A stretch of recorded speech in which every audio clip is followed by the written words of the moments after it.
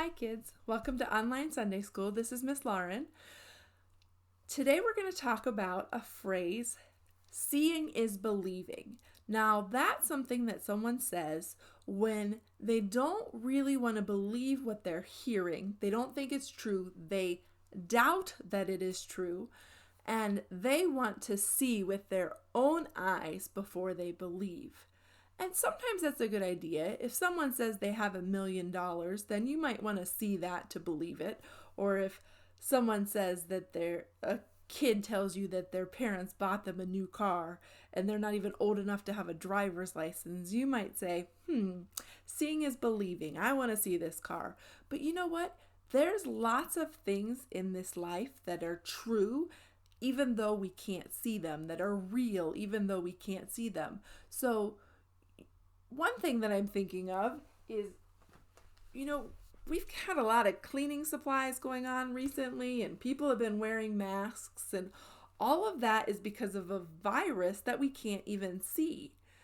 Well, I guess people can see it with a microscope, but you and I, we can't see it. But it's really disrupted our lives, hasn't it? It's canceled school, it's canceled sports, we can't see our friends the way we want to. The swimming pool hasn't been open.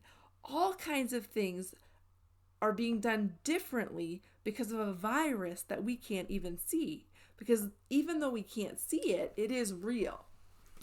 Now, there's other things that we can't see that are real too. We can't see God, but He is real. We can't see some sins, like if you're greedy or selfish, that's something that happens inside of you that you can't see. Now we can see what happens when you're greedy or what happens when you're selfish. We see the results of sin, but sin itself, sometimes we can't see.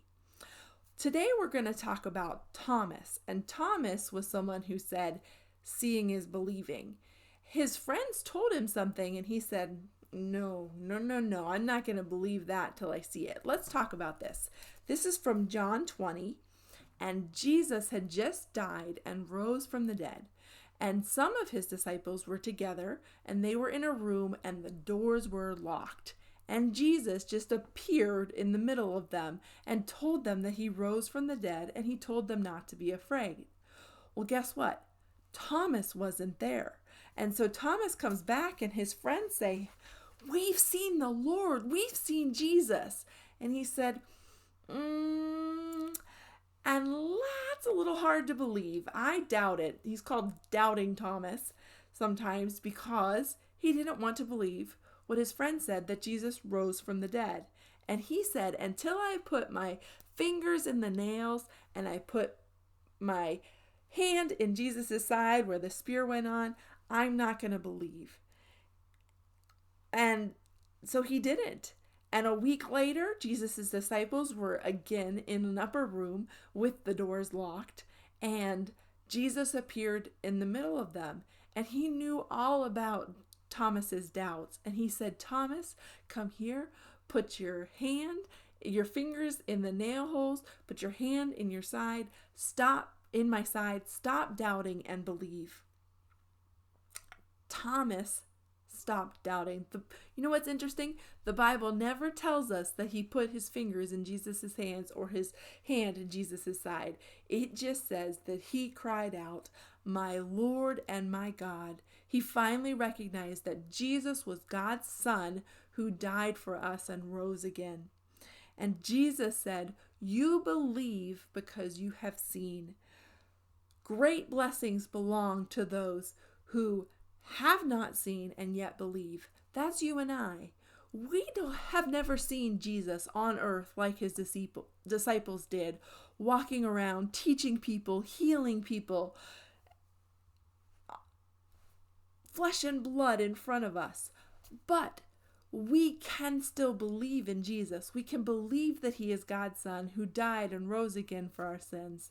And unlike Thomas, who had to see to believe, we can believe in Jesus without seeing.